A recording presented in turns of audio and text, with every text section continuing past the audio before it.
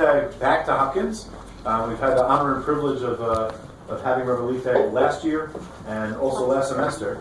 And the students enjoyed learning from you, Rabbi Leibtag, so much that we were very excited to have you back now. We learned a little bit about Hanukkah. Now we're ready for Pesach. Time flies when you're having fun. Rabbi Leibtag doesn't need an introduction, but he's a tremendous teacher and scholar, and we're very happy to work with you. Okay. So, thank you. You remind me, I think last year we did Haggadah also, didn't we? I think, or 2 years ago? Last year we did Haggadah, yeah. Yeah, just for the fun of it, how many of you were here last year when we did the Haggadah?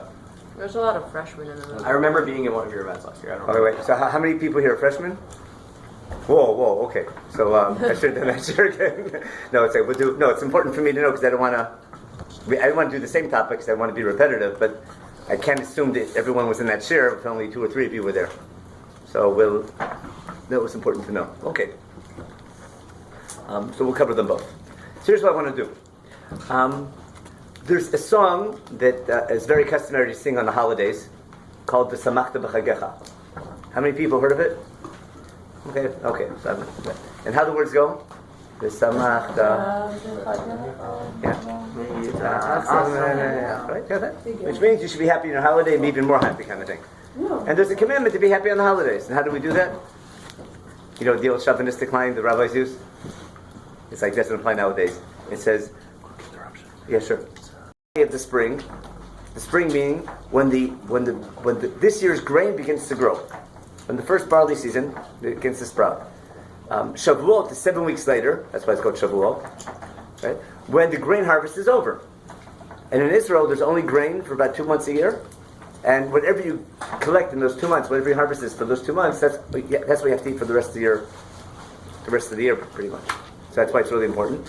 And then in the summer, you have fruit.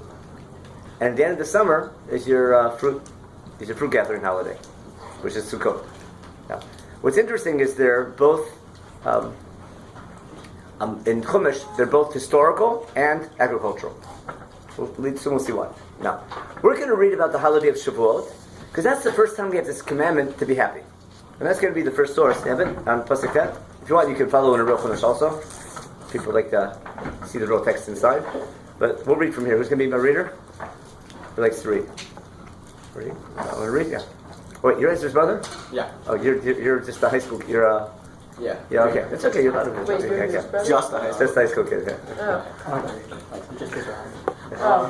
Shiva Shavuot Yisparach. By the way, if it's way too hot in here, let me know because then we can. Am I just warm or is it crazy warm? No, it's warm. No, it's warm. It's very warm. It's always Yeah. warm in this room now. Yeah. Yeah, I hate Yeah. it. Okay. But if it's too hot to pay attention, then we can move somewhere where it's cooler somewhere. We'll go outdoors maybe. Okay. After we eat, of course. Okay. Keep reading. I'm start reading. Shiva Shavuot Yisparach. Let's translate. What's that mean? Count 7 weeks? Choose left to count, don't we? Okay. 7 weeks and 7. Me'achal chermesh ba'kamat hachal yispor Shiva Shavuot. There's something agriculture you have to understand in Israel. Grain doesn't grow all year long. It only grows in the late spring and harvested in the early summer. And the season is 7 weeks. And basically what we're doing is during these 7 critical weeks of the harvest season, the main thing we're doing is anticipating the grain harvest, because that's going to make it or break it for us. And we want to relate this to God. And therefore those 7 weeks are important.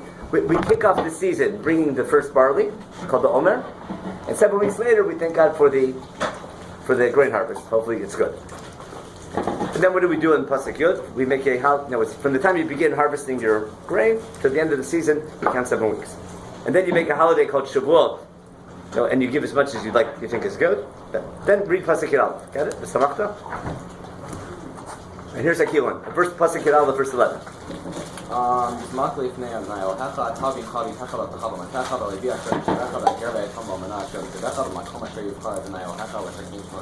What do we do? There's a commandment now that you have to be happy. Who has to be happy? Everybody. Now, how do you say everybody in Hebrew? Kulam. Okay. Everybody means everybody. Now, remember Chumash doesn't waste words? You might have learned that. It's very wordy, but it doesn't waste words. Why give this whole long list? And this list is important. What do the people in this list have in common? Let's see. There's you and your children. Okay? And then there's the servants and your maidservants. And there's the Levite, the stranger, the orphan, and the widow, Asher B'Kirbecha. And they're all commanded to be happy. Now, Pretend there wasn't a commandment. Who would be happy this time of year? The farmers, Why would farmers be happy? because this is where they make their money. This is like stock. This is like this is stock. This is Chicago gray market. This is a you know what Chicago is. You know their stock markets. The gray market is in Chicago. Yeah. This is a grain season, and this is gonna looks like it'll be a good year, and you're happy now.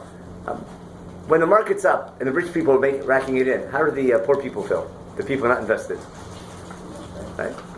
Well, what do they do? I don't care. Okay. I think they feel pretty bad, don't they? Everyone else, but when everyone who owns land is doing great, and you have nothing. So it's bad enough you have nothing, but it's even worse when everyone else has a lot. And how could God command them to be happy? They're not happy. And why does God need to command the farmer to be happy? He's happy anyhow. See where we're going? Guess what the commandment is? You have to thank God for your harvest, but how do you thank God? Because everyone other than the farmer here are all the people who don't own land. The Levite doesn't own land. He's stuck in education. Remember in the 12 tribes, one tribe is dedicated to civil service. They don't own land. They just have cities, and they're stuck in education. And they're supported by this 10% tax. The stranger never owned land. He's an outsider. An orphan, the owns it, can't really take care of it, and a widow. And these are the people who naturally are going to be unhappy. And God's telling you the way you thank your God for your grain harvest is not by bringing God a present, but rather by sharing your wealth with those who have less. Makes sense? It's a nice thing. Now, look at the next line. Pasuk Yudbet, what's it say? Remember what? Remember you were a slave in Egypt. Is there any connection between, let's say this commandment's true. You have to take your grain harvest, and in your happiness, share your happiness. What does that have to do with leaving Egypt? He said, remember you were a slave in Egypt. Is that a standalone mitzvah, or is that related to making other people happy in the time of harvest? Yeah? It could be in order to counteract a sense of entitlement on the part of the farmer, thinking that this is mine, and so I should have. And what does the fact that we're slaves in Egypt have to do with anything? So that you What's our history in Egypt have to do with the price of grain? You know that saying? What's that have to do with the price of fish? Someone knows that saying? Who heard of that? Your parents must have said it. What's that have to do with the price of fish? Someone said that? A rabbi heard of it? It's pretty 1960 kind of thing? Okay. But you heard it from your parents, not from your friends. I think from my grandparents. Grandparents, okay. Yeah. Okay. One for you. Now I'm just couldn't hold that one back. Okay, go ahead. That essentially, if you recall the slavery in Egypt, then you have much more of a sense of kinship with everyone else who is. No, you can identify with their suffering, because when you were a slave in Egypt, you were doing all the hard work, and you got nothing out of it, other than your daily ration, whatever it might have been to keep you alive. And they were making all the money. When God's going to give you a land, and you're going to be sovereign, and you're going to be doing well, are you going to treat the strangers in your land like Egypt treated you? Or are you going to be compassionate? You follow? Now, that little add-on, you follow? Pasuk Gibet, remember you were a slave in Egypt, is going to be a recurring theme in Sefer Dvarim. And we're going to find over and over again, not only in Dvarim, but all through Chumash. You're going to find over and over again, whenever there's a commandment of social sensitivity in your day-to-day life, at least I think 20 times in Chumash, it's going to be followed by this constant refrain. Remember, you were a slave in Egypt. I'll give you an example. Let's say it probably never happened to any of you. Let's say one time you got a little fender bender, or something like that. So what happens in a lot of families, every time you take the car, someone tells you, drive carefully and remember, last time you smashed the car? Do people do things like that? Now, why do they do that? Just to be mean, or is there logic to it? If they don't, you'll remember that even if they didn't. Because the memory of what happened to you will have an effect on your behavior. Anyone learning psychology? But it's a classic thing in psychology. Your life behavior affects how you view things. Now, in psychology, I can suffer through something, and then I can be abused when I'm young, and then when I get old, I'll abuse others. Happens way too often. Or I can take that abuse and appreciate how bad it is, and that'll make me extra sensitive that not to do it to others, and protect it happening to other people as well. I can redeem that experience by helping out. Now, if you take a look at the next topic is Sukkot, we're going to have the same thing again. Take a look now, read Pasuk Yudaled. See the commandment to keep Sukkot in chapter 16. We have the same thing. You can have at the end of the summer, have a Sukkot holiday, and then we're told what? Look in Pasuk Yudaled, and you'll see the song. Samachta? Again, the same commandment to be happy, the whole same list of people. Again, Chumash is repeating. And then continue. Shivat Yamim. 7 days celebrate in front of God in the temple in Jerusalem. Continue. Right. And then even you can be happy. Got it? Now, you see what happens when you sing that song in Jewish circles?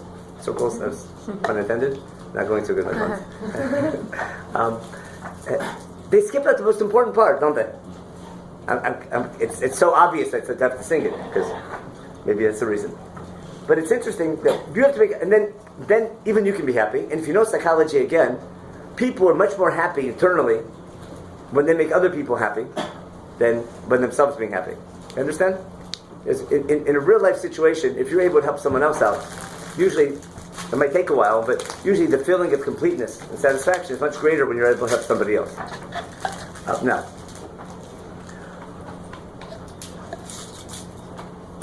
this idea of remembering your suffering seems to be not just a recurring theme in Sefer Dvarim. We have to, again, I want to give you a little analogy to try to appreciate it. And I hope you guys watch movies. There's a movie called Patch Adams. Your grandparents didn't see that. That's about maybe you've seen it, right? Who's seen Patch Adams? Yeah. You've all seen it? Yeah. Yeah. So what's the Chiddush? What's his Chiddush, Patch Adams? I don't remember it very well. It's a doctor. Yeah. He's a doctor, and he's a clown. Now, what's he doing as a clown? He's using happiness and clowniness. Actually, he's using his abilities as someone funny to heal people, with the assumption that making people feel better and happy is part of the healing process, which is also true. Now, what's happening? What he's doing is he's using happiness as a medical tool. Now, it's good. Any surgeon, any doctor, any professional, it's good for their job that they're happy with their job, but they're not using happiness as a tool. Patch Adams, as a doctor, is using happiness as a medical tool. He'll prescribe, that you have medicine, take this, this thing, and a little dose of funniness or gladness. What I want to suggest is it's pretty much the same idea. What God is telling you to do, use your happiness as a tool in your service of God. And there's another song you might have heard of in Hebrew. It goes like this: Ivdu et Hashem b'simcha. Ivdu et Hashem b'simcha. Serve God with simcha. Now people think that means be happy when you're keeping mitzvot. It could be, but I think it means something much more than that. I think serve God, with your happiness, serve God. What's that mean? A person is supposed to serve God his whole life. What's called Avdei Hashem, where we were avadim to Paro, now we were slaves to Paro, now we're servants of God. We have a better boss. And as an employee, you want to do a good job because you identify with your boss. And if God gives you the ability, let's say, let's say you have a good voice, okay, be a chazan. Let's say you're good at a culinary, you can bake challahs. You can bake a kiddush. You follow what I mean? You can serve God with any ability you have. God is saying, if you're happy, use your happiness in the service of God. Now, anyone knows where that song comes from? Ivdu et Hashem b'simcha?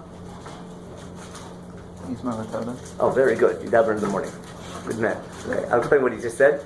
We mumble these things in the morning prayer services, and one of the lines is early. You have to get there shul really early, almost on time to get to this one.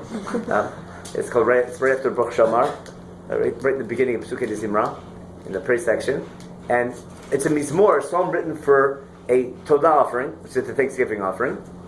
It says, go praise God, and then it says, Ivdu et Hashem b'simcha, serve God with simcha, which means there's a connection between this Thanksgiving offering and serving God out of happiness. Listen to the connection, and you'll understand the Passover sacrifice, what Passover is about. Why? A Thanksgiving offering, in Hebrew called a korban todah. Nowadays, you ever been in shul where someone benches gomel? someone gets up and says, "Don't shegamaleni kotov," and you come out of after an operation or you're sick or whatever happens, you're saved by something. In the time of the Bible, when you would say that, you would also you have to make a kiddush. You bring a special sacrifice. Why am I saying a kiddush? Because the laws of a korban todah, the Thanksgiving offering, are very special. Usually you have 2 or 3 days to eat the meat of a korban. This sacrifice, you only have 1 day. Till nightfall, and that's it. You have a very limited time to eat an entire animal. Even you guys couldn't do that. And the whole animal makes a lot of food. Okay? And it comes with 40 loaves of bread. And now you have to eat it that same day. It can only be eaten in Jerusalem. And you can't even think about eating outside Jerusalem or outside this time frame. And if you think about it, it's considered an abomination, that korban. Basically, what's the Bible forcing you to do? Share. You have to share it. And you're not allowed to have leftovers. If you have leftovers, you have to burn them. It's forcing you to share them. Now, what happens if you're in Jerusalem and you see this guy there with a whole cow or a whole lamb, lots of bread, and come eat? Come eat. What are they going to ask? What are they going to ask? Who's the mashgiach? No, they're going to ask, is it kosher? What are they going to ask? Hey, why are you making this kiddush? Why are you bringing korban? What do we do? He'll explain. No, I was stuck in traffic and all this, and God came and saved me. You follow? Yeah. Therefore, there's a pasuk in Tehillim called they will bring these offerings and praise God. We call it shtick in English. It's a great trick Chumash uses to get people to use your happiness to save things. And therefore, a korban todah is another example of how we use our happiness in the service of God. Because by making this kiddush, the person making the kiddush thanks God, gives a speech, dedicates the kiddush and this and that, and then God looks good. Therefore, again, we're using happiness in the service of God.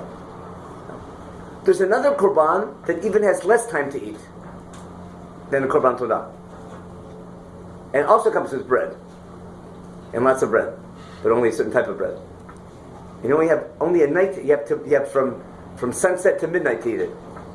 What korban is that? That's korban Pesach. And that korban, you have to know ahead of time who's coming to eat it. You have to have a group, and you have to plan it ahead of time. And as you bring the korban, you sing Hallel, and you tell a story. Isn't korban Pesach or korban todah? Korban Pesach is a massive, yearly, national korban todah, a Thanksgiving offering. And that's why there's limited time to eat it, it needs preparation. It comes with bread, but it's matzah, but there's a theme party behind it. And so what I'm trying to get at is that korban Pesach is another example of creating this environment where we thank God, but this time not for our personal salvation, but our national salvation. And what story do we tell? How we were slaves in Egypt, and God helped us. Right afterwards, we start counting the 7 weeks till Shavuot, and then till Sukkot. That kicks off the agricultural season. And what do we do with that memory? We take the story and we internalize it. But we're not just remembering what happened, we're remembering the why happened. Because what we're doing to the story, we're going to redeem an experience. We're not just going to thank God for redemption. We're going to take a negative experience, we're going to redeem the experience and turn it something in the service of mankind. And we're going to become a nation that's again ingrained in its character this necessity of always being kind and considerate.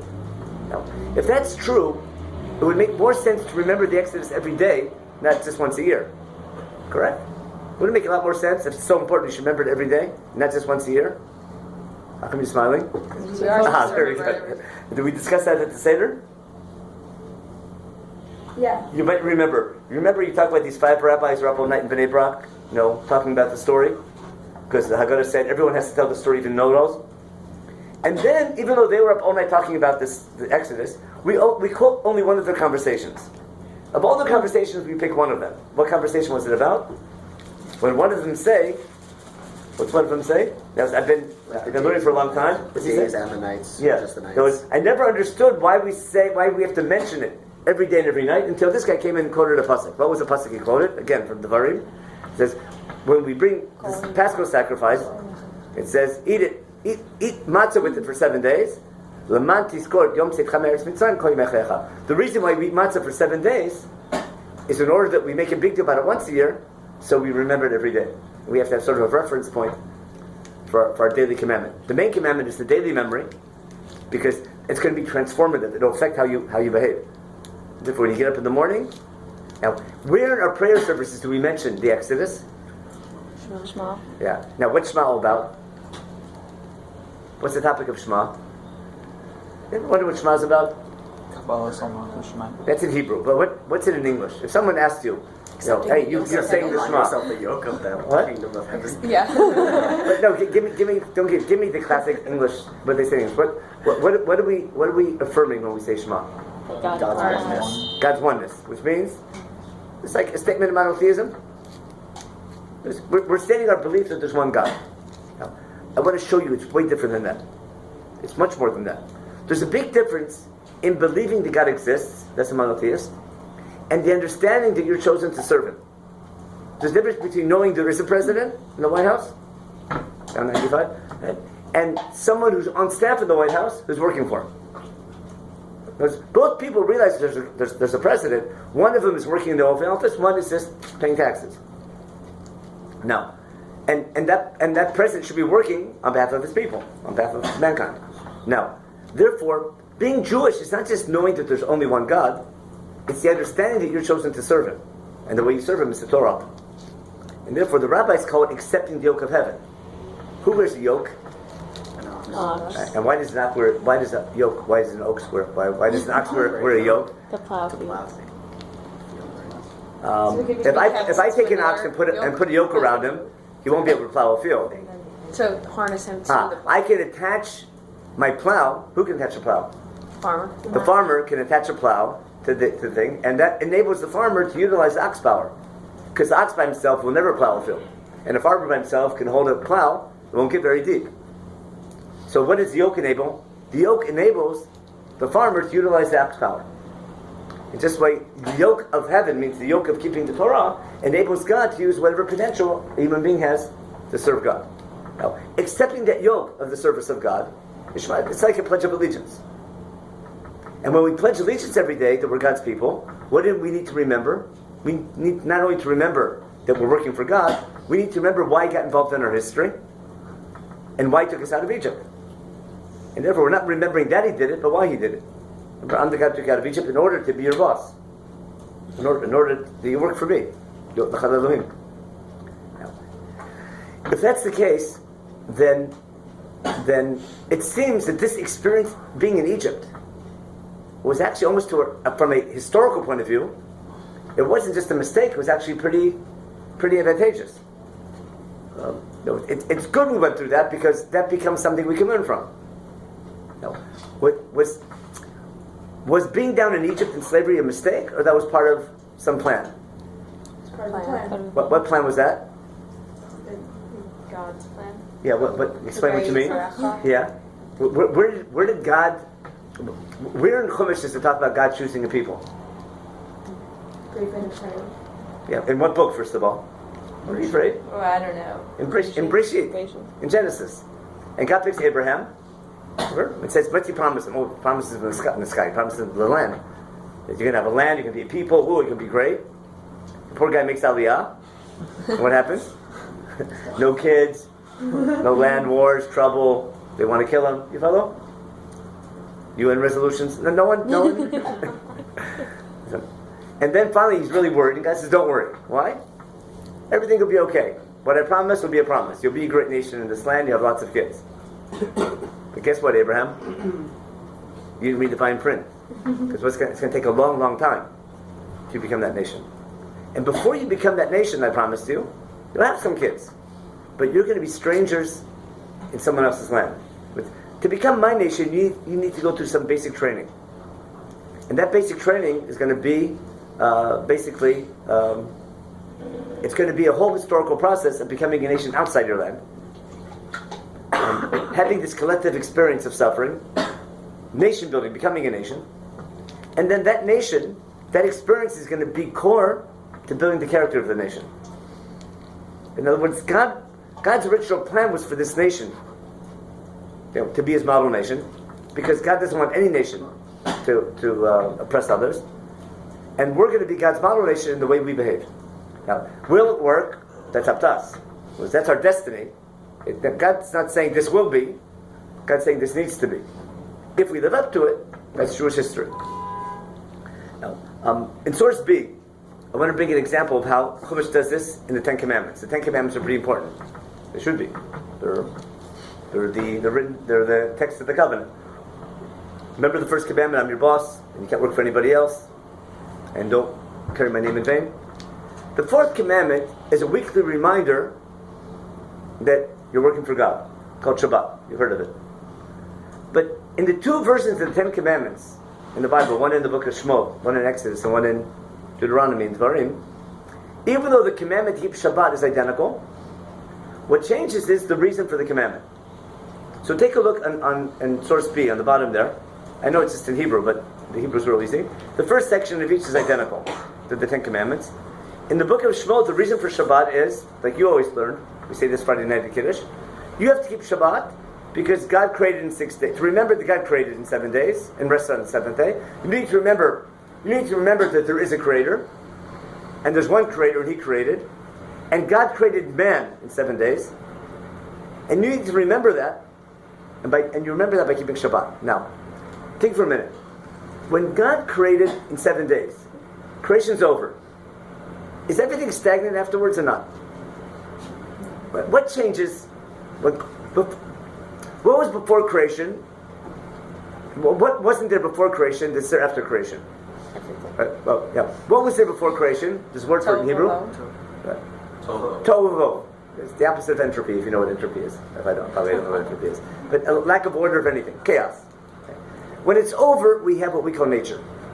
Now, creation is over, but things continue to change. So if you want to be cute, I hope this works right. Creation is over, civilization begins. Is that true? Now, had it not been for creation, we would never get to civilization. But creation, God's basically makes the stadium. Gets the sets up the rules, sets up nature. Before there was nothing. Now we can play ball. In God's creation of nature, He made man in the image of God, meaning He made man who's creative. It's called B'Tselem Elokim, in the image of God. And that's already the engine, the spark, that enables civilization to develop. Because what does civilization do? Isn't civilization creative? Look at this building. Man is super creative. It can be destructive, but super creative. Now, what gives man that creative ability to build and to grow and to develop and to industry? His intellect. Who gave him the intellect? That's from God. Now, man can take that gift of God, which is a blessing from God, and use it in a good way. He can use it in a destructive way. That's man's challenge. That's the challenge of civilization. What do we need to do? Once a week, what do we need to remember? That there was a creator who gave us the ability to make civilization, and we need 1 day a week to reflect. Being a human, or being Jewish for sure, but being a human, is to work 6 days a week. Sheish Yemim Tavod is also a commandment. Not everyone holds from it. But it's a commandment to be creative, even if you do it because you're human. Humans are creative. So they made televisions. But you're creative. It was pretty creative to make that box. It's pretty cool. But once a week, I need to stop all creativity. That's what Shabbat's about. That's just not working. It's stopping all creativity to reflect on why God gave you. What do I do with my creativity? Which is basically developing civilization. Now, in the same way, there's a creation process of the Jewish people. Before Avraham Avinu, there was no special nation. God picks Avraham Avinu. There's a whole process of becoming a nation. We become a nation, we get the Torah on Har Sinai, and now it begins not the history of civilization, but the history of the Jewish people.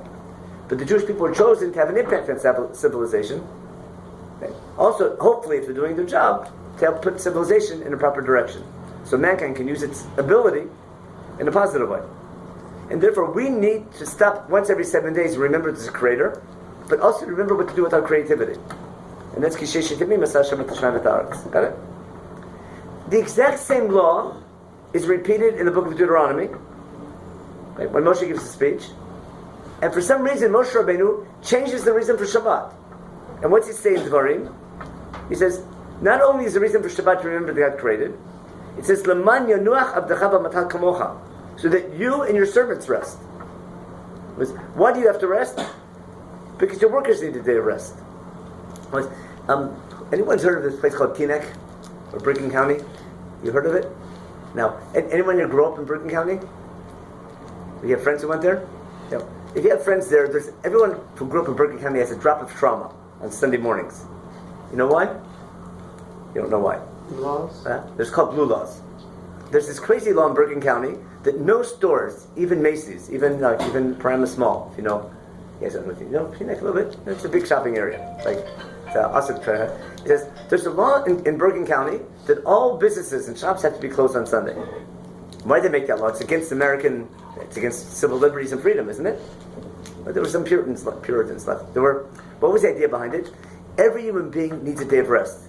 And if shopping is open, people have to work in the shops. People have to, burn the cash register and keep it clean and stuff like that.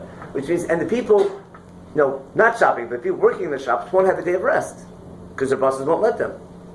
And to guarantee that every human being has a day of rest, there's one day a week that no one works. Everything's closed. Got it? For the sake of mankind. Because everyone needs that day off. And you don't have the right to say no. And it's a very Jewish idea. Now, what follows that? It says, in order that you and your workers have a day of rest, followed by, remember, you were a slave in Egypt, that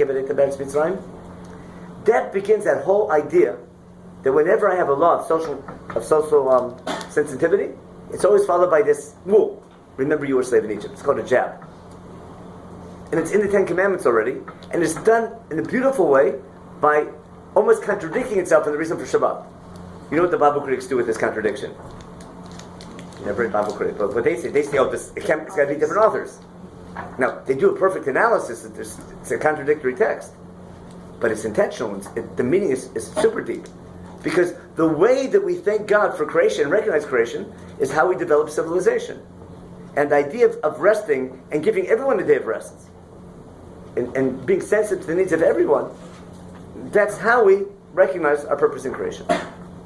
The Chumash is purposely connecting the two together. Question? Just on that point that you made, wasn't Devarim said by Moshe? Devarim is Moshe Rabbeinu's speech, where he reviews the laws that God gave him 40 years earlier on Mount Sinai. So he's not making up new laws. Right. He's repeating the laws but can't that God gave him 40 years earlier, reason? and he adds his explanation. Yeah. But where did Moshe get the explanation from? From God. Yeah. So Moshe's wording it. If you went to a lecture and you gave a review lesson to someone who missed it, so whose lecture was it? Was it your lecture or God's or the professor's lecture? Sheer concept is from God. And also Moshe here is in Devarim, he's quoting God. He's not saying that's what God said. He said, here's what God said. Okay. That's why we sing Shemar v'Zachor v'Dibur Echad. It's two which are one. Yeah. Now, just a couple more sources to show the same idea. Look on the who wants to take over? In Sefer Shemot, actually, there are very few places in Chumash where we have like a whole set of laws together. Like we call a law book, a law guide. There's a lot of stories, there's a lot of laws about ritual, but laws about day-to-day life we have in Parshat Mishpatim, chapters 21 to 23 in Shemot. We have in Kedoshim Q and Vayikra, chapter 19, and the law section in Dvarim, 20 chapters of Dvarim. So in the ethical section of laws in Mishpatim, we have a whole set of civil law, which is very dry and classic, and we have an additional set of what's called ethical law that begins and ends with this exact same thing. So who wants to read C? One of the girls will read C. Wants to read? Want to read Karen? I know your name. It's the first one on C. It's on 2220. You can do English or Hebrew. You know what that means? Beger lo toneh? Don't. What it says there? Don't wrong a stranger. Don't cheat him. Don't oppress him. Why? And if you weren't strangers, it would be okay? What's it mean? That's a jab, isn't it? You of all people can. Now, followed by a whole set of laws about like returning lost items and things like that, and being kind and not taking bribes and being considerate. And then the concluding line is in 23:9. Read that in Pasuk Tet. Beger. Beger lo tilchat. It's like he said before. Don't oppress a stranger. V'atem yadatem et nefesh hager ki gerim hayutem be'eretz Mitzrayim. You know what it feels like to be a stranger. You were strangers in Egypt. And then later in Devarim, you have the same thing. It says not to again go to Tem Mishpat Ger Yatom. Remember you were a slave in Egypt. It says when you're in your field and gathering your grain, make sure to leave over for the stranger, the orphan, and widow. Remember you were a slave in Egypt. Isn't there a Megillah about that? What Megillah is all about that idea that when you're gathering, when you're harvesting your field, make sure to be considerate of the. Root. That's Ruth. When do we read Ruth? Shavuot. Because that's grain harvest. That's harvest season. No.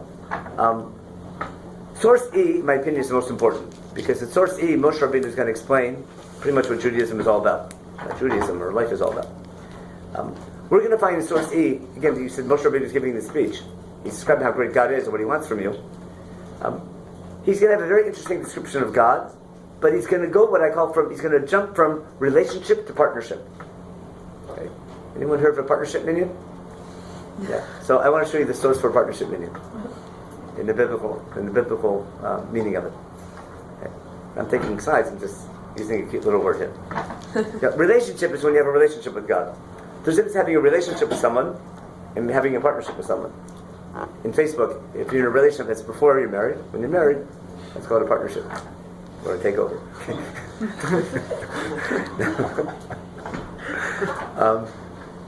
Okay, so read E. Who wants to read E? We didn't read yet. Want to read? Yeah, read E.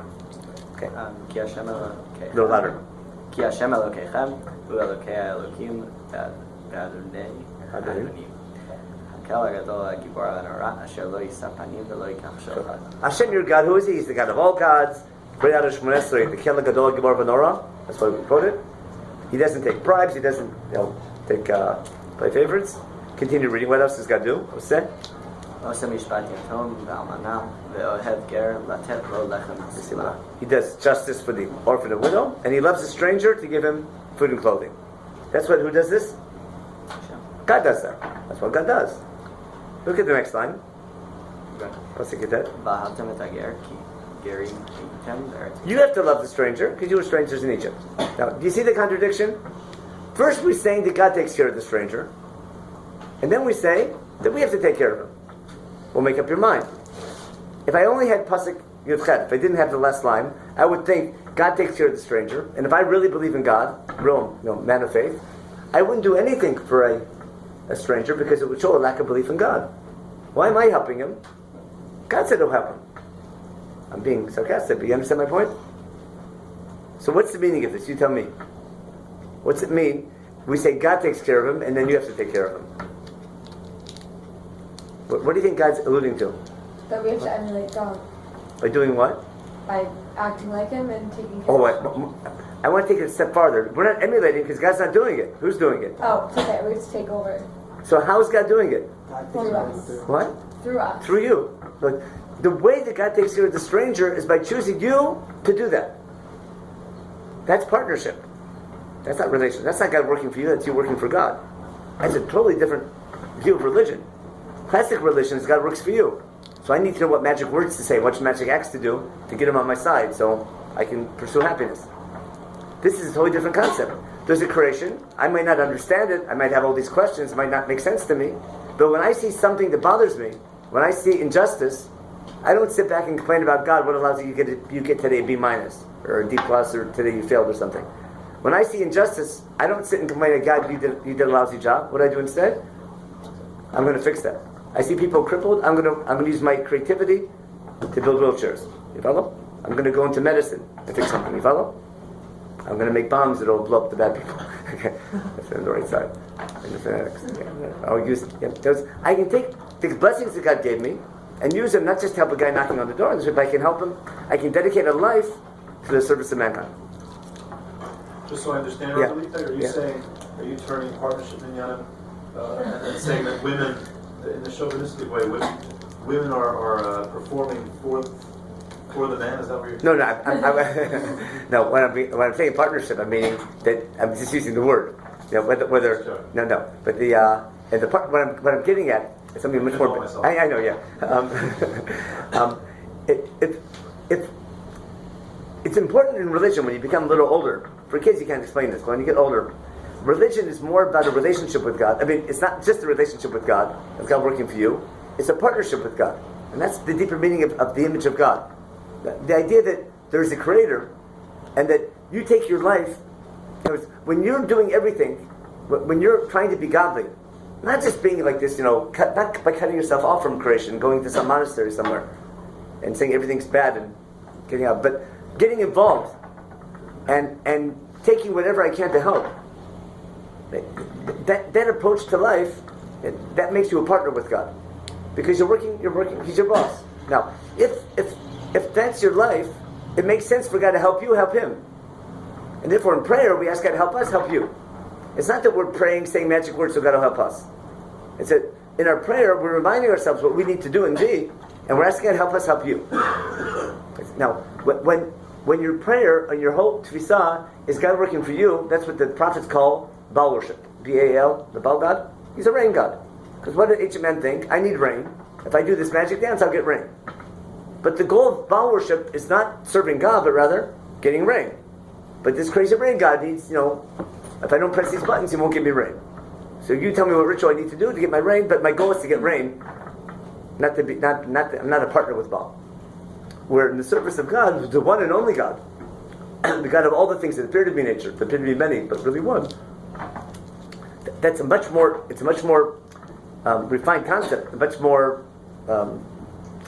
It's a different view of religion. Now, we have to take this back to Passover. What I'm trying to show you is that because God forecasted when He chose Avraham Avinu that it has to before you become a nation, it has to happen. It's ingrained in our history, and therefore, when we thank God for the Exodus, we're not only remembering what happened. We're not just saying, "Oh, thank you." It's not just what we call in English "Hakara Satov." It's not English. Hakara Satov is expression of gratitude.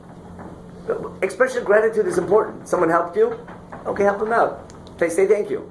Uncle Charlie put into business, say thank you every year on your side.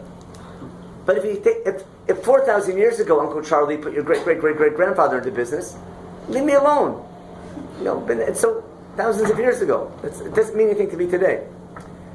But if God took us out of Egypt for a purpose, and that purpose is eternal, then remembering the purpose of why God saved you and why God made you, right? That's something you have to remember every day. That's just once a year. But once a year I make a big deal about it, so I remember it every day. And that's going to be the Passover celebration. Now, I want to look at one more source, that's why I have the Chumashim out here. What's the holiest section of the Bible? I'm kidding. What parsha would you call it the holiest? Yeah. What weekly reading is called holy? Kedoshim. Yeah, Kedoshim. Remember that everyone studied that somewhere in their Jewish education, Parshat Kedoshim, chapter 19 in Vayikra. Most of you, I think, have heard of it, haven't you? Now, is there one liner that's really famous? Is there one liner that's the principle of the entire Torah? You might have heard of. Which one? Kedoshim to you. No, but there's a bigger one. Say that again. Yeah, who said that before you? Remember? After the Recha, some of the songs today. After the Recha Kamocha, Zekal Gadol B'Torah. Remember all that stuff? Now, that's going to be in chapter 19 in Leviticus. It's going to be what's my page number? You have all different books. What? In the art scroll? Yeah, in your book, in the blue book.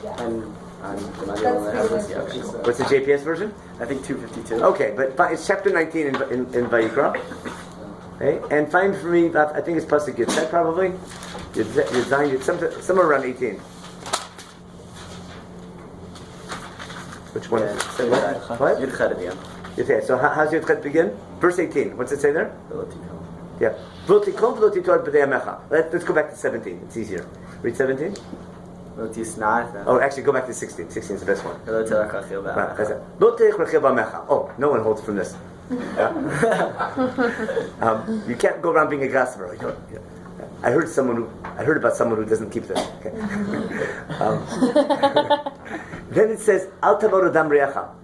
You can't be a innocent bystander, which means, the Ten Commandments say don't kill. Of course you can't kill, but if I can save someone's life and I don't, that's just as bad.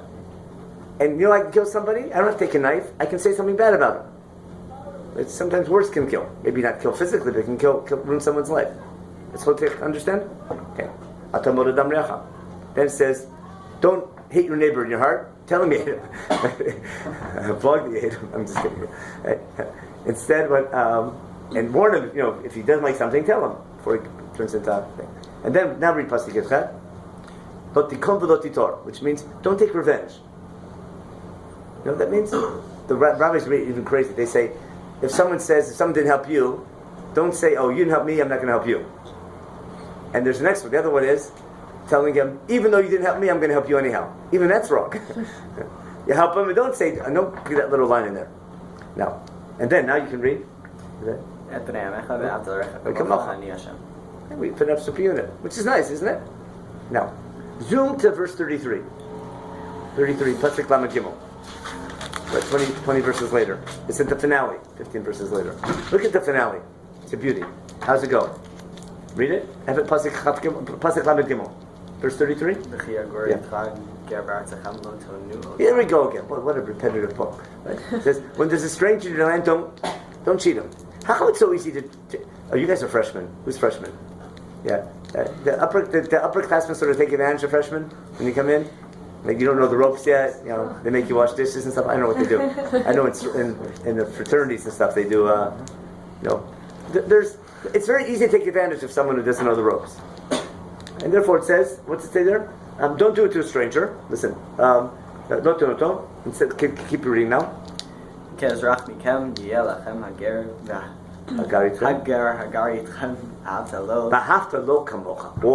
follow? You thought after the Recha Kamocha was a big cloud. That's only a setup. From literature, that's a foil to the big one. That's why Rabbi Kippur says it's a big cloud. Because he knows the rest of the parsha. Of course it would be nice to your friends. But even to a stranger, treat him like you treat yourself. It's a tremendous high level. And look at the next line. The finale, keep going.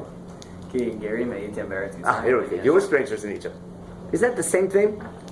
My point is, you can't get away from that. When you read the Bible, you can't get away from that theme. That's not something, a little sideline here and there. It's an overarching theme from cover to cover. Started in Bereshit, remember? Goes to Vayikra even, Shmot, and also in Devarim. Now one more line.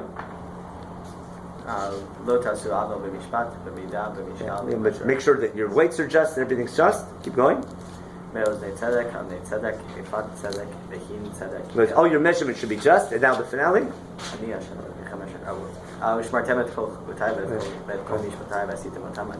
Okay. I'm the guy who took you out of Egypt. I'm your boss. Got the idea? He doesn't let you forget it. And that's the finale of the most important section, not just of Vayikra, probably it's the center of the Bible, called Kedoshim Tiyu.